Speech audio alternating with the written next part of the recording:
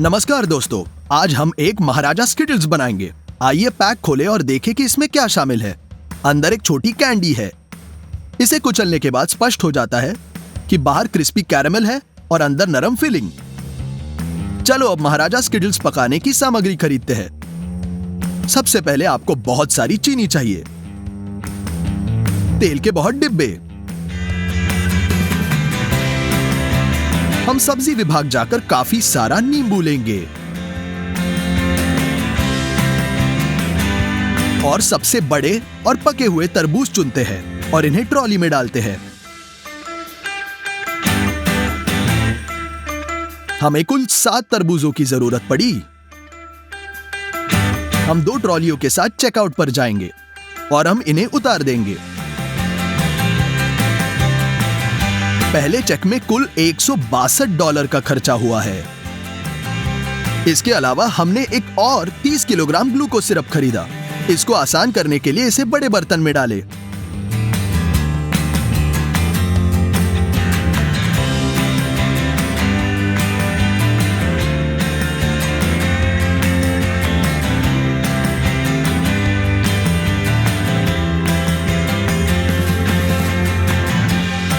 मैंने विशेषतः इस वीडियो के लिए कुछ ऑर्डर किया।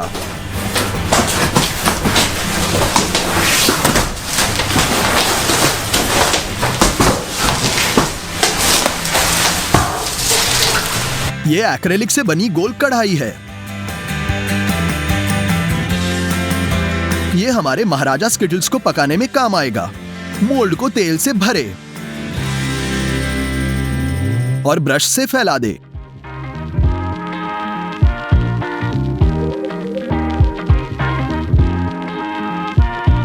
अब पार्चमेंट पेपर खोलें। हम किनारों से इस तरीके से बीच में काट लेंगे। ध्यान से मोल्ड के अंदर डाल दिया। तेल के कारण पार्चमेंट अच्छी तरह से चिपक रहा है। इस प्रकार हम मोल्ड के सभी आंतरिक सेक्शंस को पेपर से चिपका देंगे।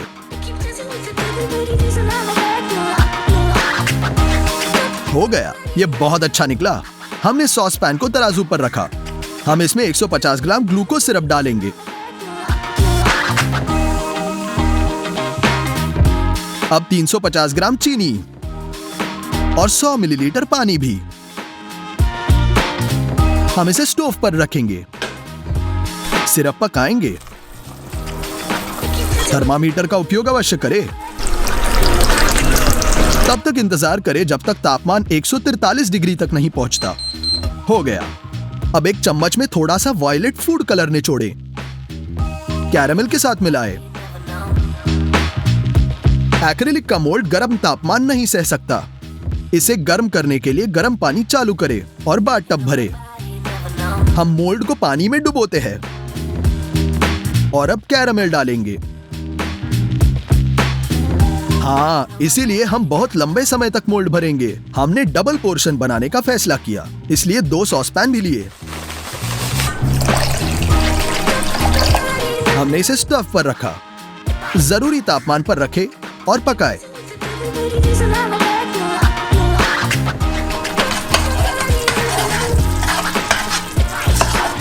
हम बाथटब में दूसरा मोल्ड डाल देंगे। इसमें कैरेमल लगाएं।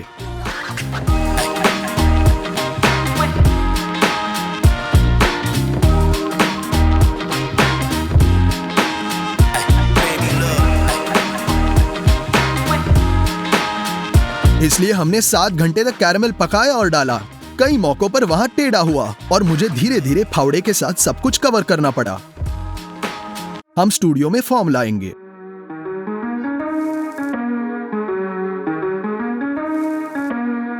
हमने पहले ही कैंडी की बाहरी परत बना ली है। अभी हमें फिलिंग बनाना होगा। स्किटल्स के कई अलग फ्लेवर्स होते हैं। मैंने अपना खुद का पसंदीदा तरबूज बनाने का फैसला किया। ये यांत्रिक प्रेस हमें इस तरह के भारी फल के साथ मदद करेगा। तरबूज को नल के नीचे रखकर गंदगी को अच्छी तरह निकाले।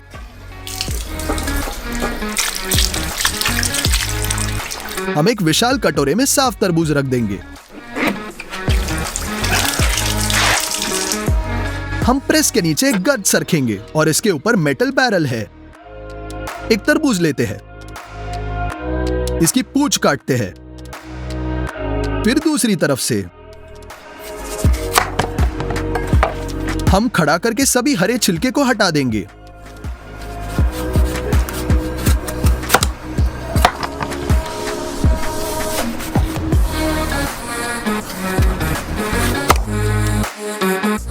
हमारे पास केवल तरबूज का लाल गूदा बचा है। हम इसे एक बैरल में फेंक देंगे। एक मेटल प्लेट के साथ कवर करें। हम एक और तरबूज लेते हैं और इसे उसी तरह साफ करेंगे।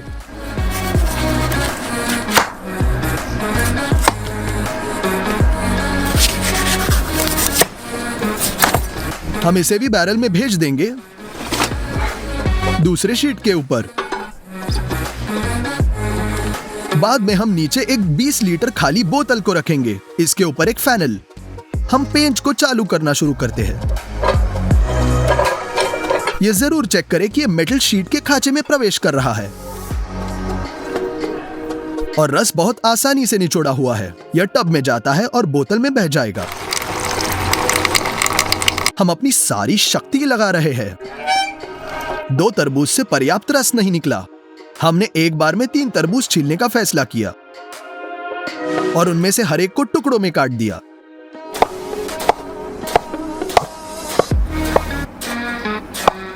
हम उन्हें ड्रम में लोड करते हैं, लोहे की डिस्क बिछाते हैं और निचोड़े।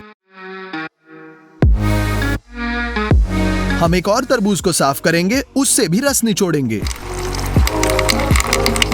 यह लगभग एक पूरी बोतल भर गई, लेकिन मैं चाहता हूं कि मेरी स्किटल्स खट्टी हो, नींबू से रस भी निचोड़े। सबसे पहले हम उनकी अंदर की सख्ती को हटाने मेज पर अपने हाथों से रोल करेंगे। फिर हम इन्हें काटते हैं और हाथों से निचोड़ते हैं।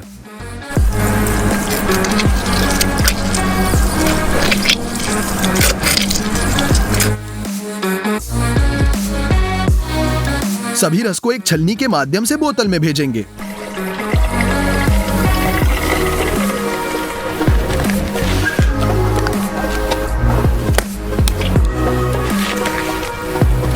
जब तक हम स्टूडियो में पहुंचे तब तक रस अलग हो चुका था और लाल हिस्सा सबसे नीचे था। हमने इसे आजमाने का फैसला किया। स्वाद बिल्कुल नहीं बदला, यानी असली तरबूज का रस ट्रांसपेरेंट है।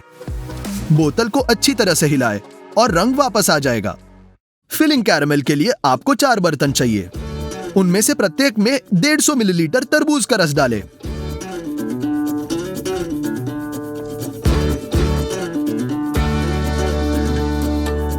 फिर 200 ग्राम ग्लूकोज सिरप,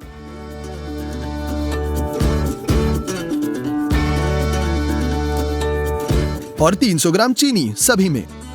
हमने ये सब स्टव पर रखा। एक बर्तन में थर्मामीटर अवश्य लगाएं।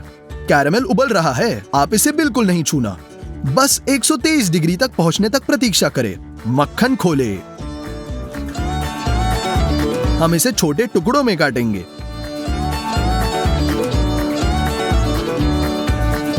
और एक एक करके बर्तन में भेज देंगे। सफेद फूड कलर का 1 चम्मच भी।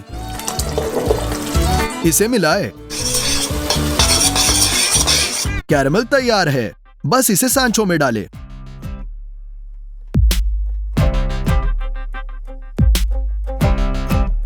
आपको पता नहीं है कि हम कितने समय से ये सब पका रहे हैं। पूरे 1.5 दिन। अंत में मोल्ड भर जाएगा।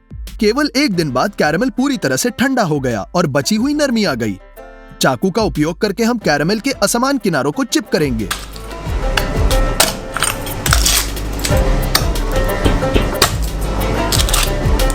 यह मोल्ड पार्चमेंट से ढकेंगे। हम ऊपर एक बोर्ड डालेंगे और इसे पलट लेंगे।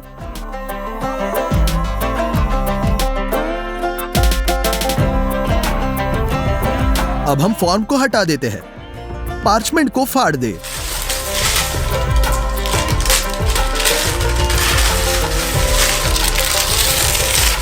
और हमारे कैंडी के आधे हिस्सों को वापस पलटे।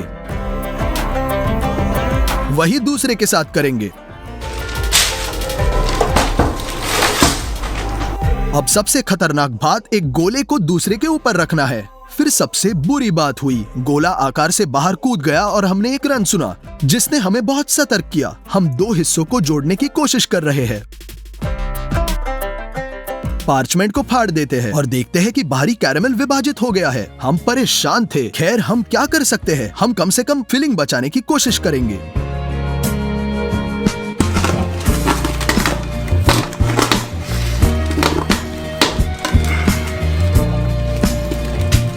हम इसे फॉर्म में डाल देंगे।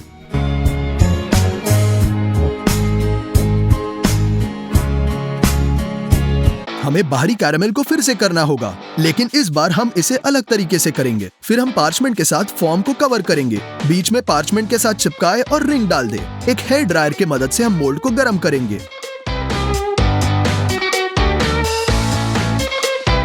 हम फिर से कैरेमल पकाते हैं। वास्तव में कुछ डरावना हुआ। कुछ जगह पर गर्म कैरेमल ने इस बल के साथ विस्फोट किया कि इसने हुड के जाली को खटखटाया, छत को बिखेर दिया, स्टूडियो को आधा हिस्सा और मेरे चेहरे पर चढ़ गया। गंभीर जलने और आंखों की चोटों के साथ मुझे एम्बुलेंस द्वारा अस्पताल ले जाया गया। यदि आप मेरा चेहरा देखना चाहते हैं तो इंस्टाग्राम के लिंक को क्लिक करें। मुझे तुरंत कहना होगा, तमाशा दिल को बेहोश करने के लिए नहीं था। जब मैं ठीक हो रहा हूं तो स्किटल्स पिताजी के साथ पकाएंगे। मोल्ड की दीवारों पर वायलेट कैरेमल डालो। हम असमान किनारों को काट लेंगे।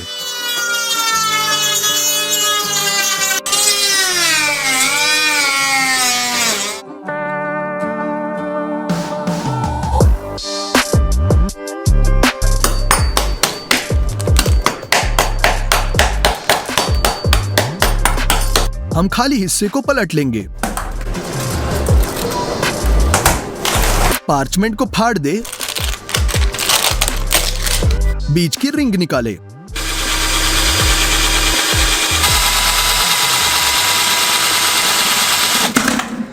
निचले हिस्से के किनारों को गर्म कैरेमल से ढक देंगे।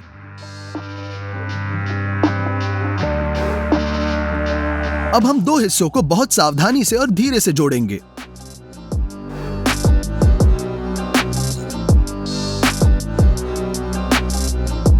एक बार फिर हम जोड़ों पर कैरेमल फैलाएंगे।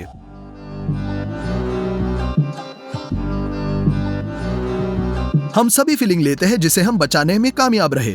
चाकू से हमने इसके टुकड़े काट दिए। हम अपने स्किटल्स के शीर्ष को भर लेंगे।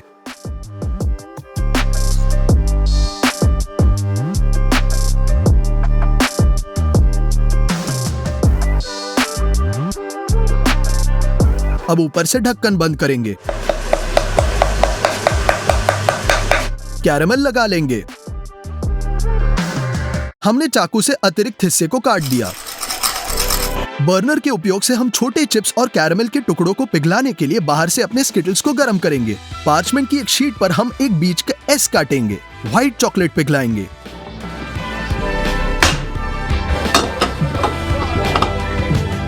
हम इसे एक सिरिंज में डालेंगे।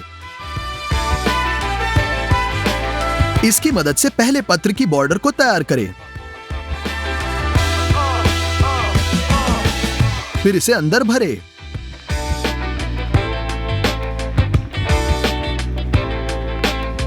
हम चॉकलेट के सख्त होने का इंतजार कर रहे हैं। अब इसे कैंडी पे चिपका देंगे।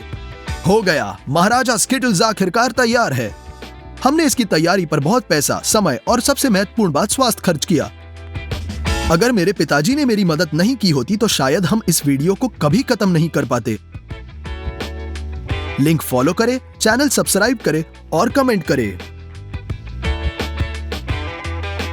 हमारे स्किटल्स का वजन पूरा 78 किलो है। चलो इसे तोड़ दे। नमस्कार दोस्तों, आपको किंडर जॉय का मिल्क स्लाइस पता ही होगा। आज हम उसका 210 केजी का महाराजा वर्जन बनाएंगे। चलो इसे खोल के देखते हैं। अंदर हमें चॉकलेट के 2 बिस्किट दिखेंगे। उसके बीच में सैंडविच किया हुआ क्रीम है और ये बहुत स्वादिष्ट है। तो अब हम सारी सामग्री खरीदने मार्केट में गए। हमें 2 बार मार्केट में जाना पड़ा। पहले खरीदी में हमने स्पॉन्ज केक बिस्किट बनाने की सारी सामग्री ले ली। शुरुआत करेंगे मुर्गी के अंडों से।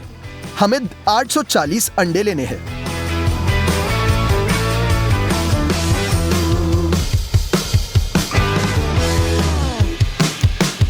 अगला हम 30 केजी चीनी उठा लेंगे।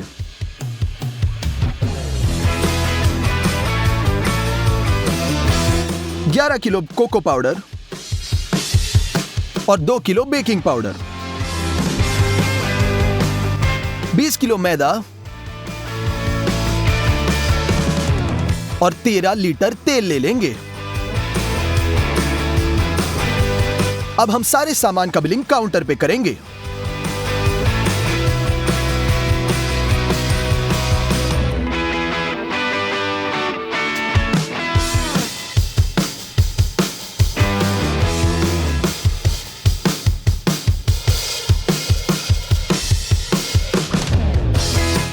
पहले खरीदी का खर्चा रहा $245। यह बिस्किट केक बनाने के लिए हमें चाहिए एक बड़ा अवन। गैस को ऑन करने के लिए हम भट्टी को गर्म करने रखेंगे।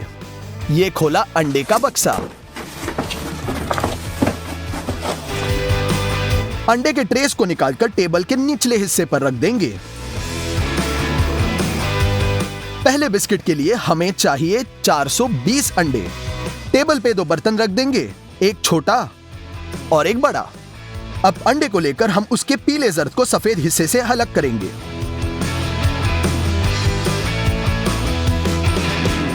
पूरा 1.5 घंटा लगा सारे अंडों को अलग करने में। ये तैयार। इन अंडों को अलग रखेंगे। अब हम लेंगे चीनी। पैकेट को खोले।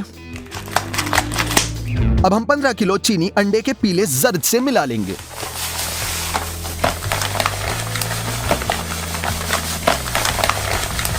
बड़े कंस्ट्रक्शन मिक्सर का उपयोग करके हम शक्कर को अंडे के पीले जर्द के साथ मिला लेंगे। इसे सफेद होने तक घोलना है। अब 6 लीटर तेल लेंगे, खोल देंगे और इसे भी मिश्रण में मिला लेंगे।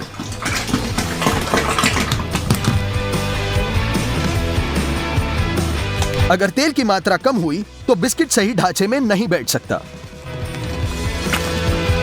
फिर से मिक्स कर ले। अगला हम 5 और आधा किलो कोको पाउडर लेंगे, खोल देंगे, इसे भी डाल दे।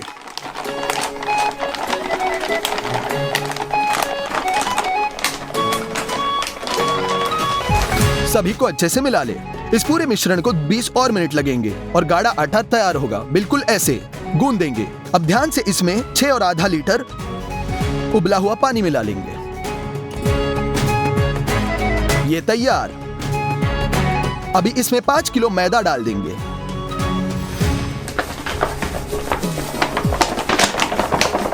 मिला लेंगे। इसमें और 7 किलो 500 ग्राम मैदा मिला लेंगे।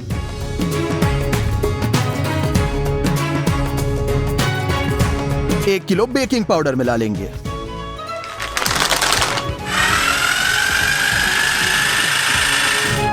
इसे अच्छे से मिलाएं जिससे अंदर गुठलियां न हो। तैयार। यह बर्तन पूरा भरा हुआ है। अब इस बैटर को दूसरे पतीले में निकालें। अब हम अंडे का बचा पीला जर्द लेकर उसे और एक बर्तन में मिला लेंगे।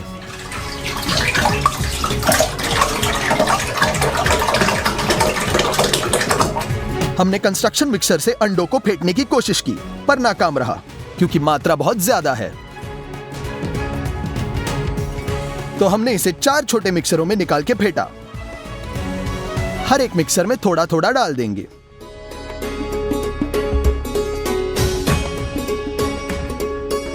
सभी को चला लेंगे।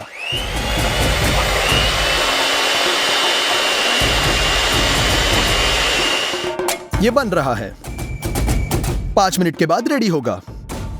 अब चीनी डालने का वक्त आ गया है। 2 मिनट फेंटकर इस सारे मिक्सचर को हम चॉकलेट बैटर में डाल देंगे।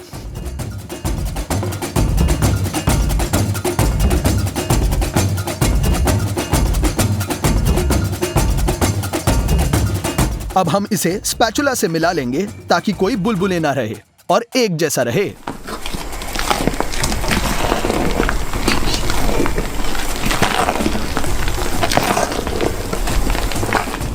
पीले जर्द के अगले बैच को भी हम इसी तरह से मिक्सर में फेंट देंगे और इनको फिर से बैटर में निकाल देंगे अच्छे से और मिक्स करेंगे। अब ये सारा बैटर फूलने के बाद हल्का हो जाएगा।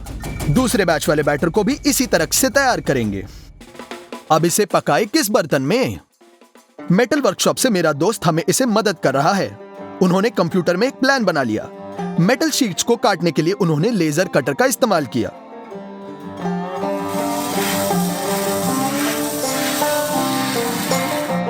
मेटल के कोनों को बनाने में उसने किसी दूसरे कटर का इस्तेमाल किया है।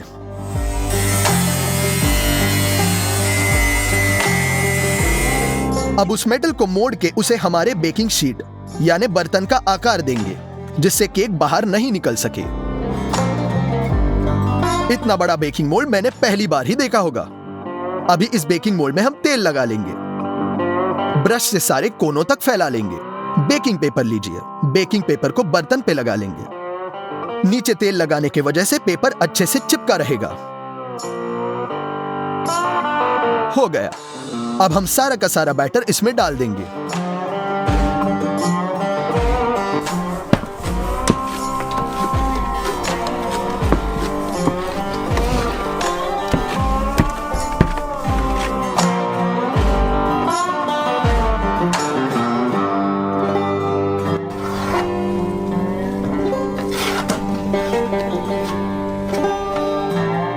बैटर को बिछाकर उसे सांझा करेंगे।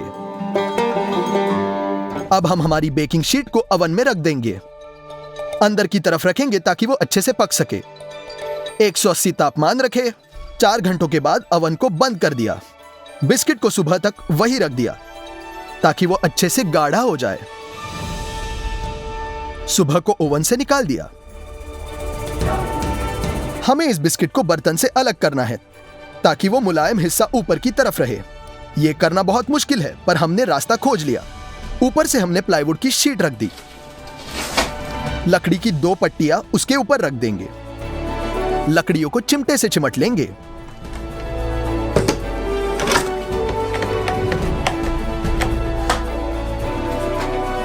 अब इस पूरे बेकिंग शीट को नीचे रखेंगे। टेबल पे प्लाईवुड की एक और शीट रख दी। इस पे रख दी 4 ईंटें। नीचे रखे हुए बर्तन को पलटकर ईंटों पर रख देना है। चिमटे निकालकर बिल्कुल धीरे से बर्तन को केक से अलग करेंगे।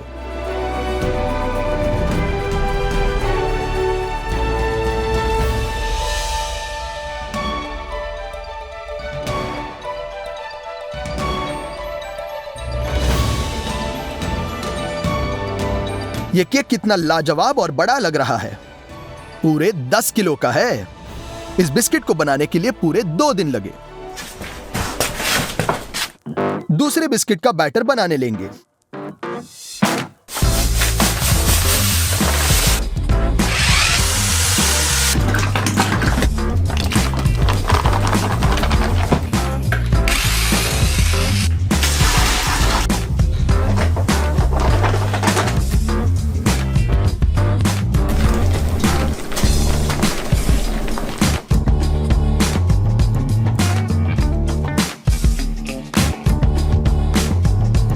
इसे भी हम ओवन में डालकर रात भर पका लेंगे। दरवाजा बंद करें।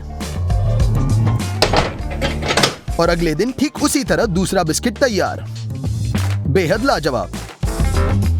अब खरीदी का दूसरा पड़ाव। हम मार्केट गए। ढेर सारा कंडेंस मिल्क उठा लिया। 6 पैकेट 2 लीटर दूध के लिए। अभी हम बहुत ज्यादा पनीर के पैकेट्स लेंगे। 80 किलोग्राम।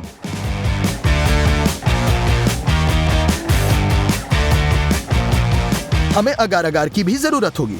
200 पैकेट अगार अगार के लिए। 2 केजी वनीला शक्कर भी ली। 5 लीटर पानी के 3 बड़े बोतलें उठाई। बिलिंग काउंटर पे सारा सामान ले जाएंगे। सामान पैक कर लेंगे।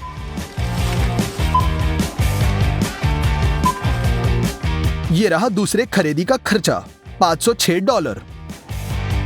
ये सारे बक्से को हमने रख दिया। अब हम बक्सा खोलेंगे।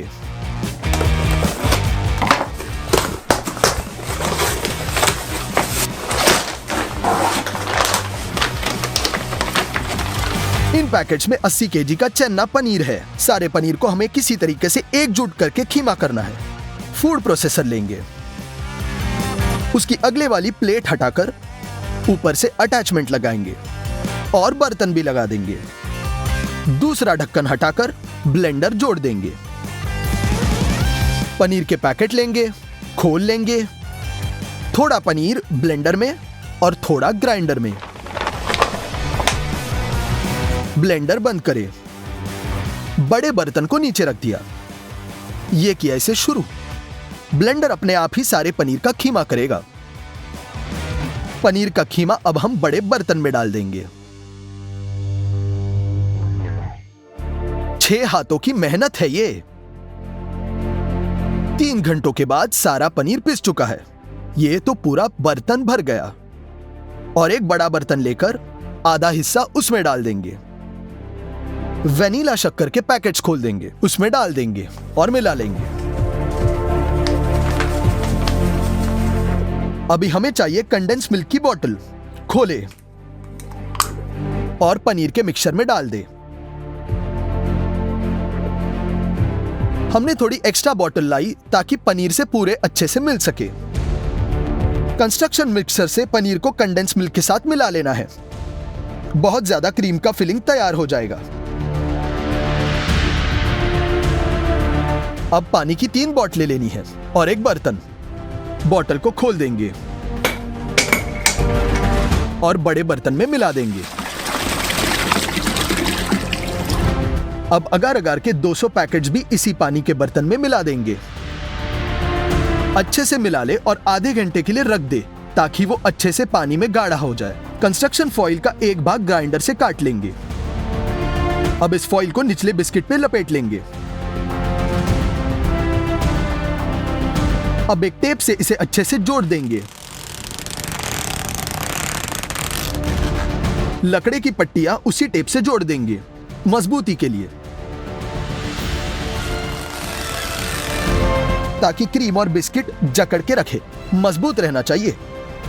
अब पानी और अगार अगार के मिक्सचर को 2 मिनट के लिए उबालें। इसमें गरम गरम दूध मिला लेंगे। अच्छे से मिला ले ताकि हमारा पनीर का फिलिंग थोड़ा सख्त हो जाएगा, ताकि वो बिस्किट के वजन से कहीं ढल ना जाए। आधा लिक्विड चन्ने में डालकर मिला ले और दूसरा वाला भी डाल देंगे।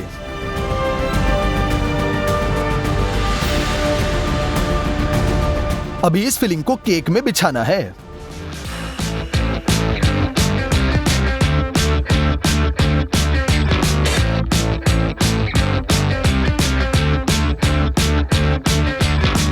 फिलिंग को सांझा करें, उसे रात तक बाहर रखें।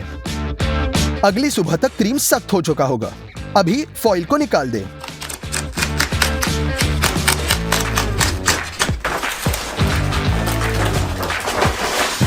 क्रीम का एक बहुत बड़ा और ऊंचा फिलिंग तैयार है और आखिरकार दूसरा बिस्किट रखने का समय आ चुका है।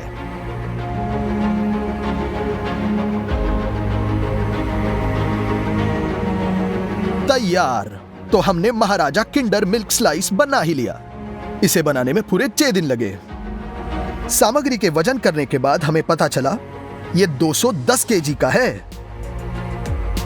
और $767 का। अभी इसका एक पीस काट लेंगे।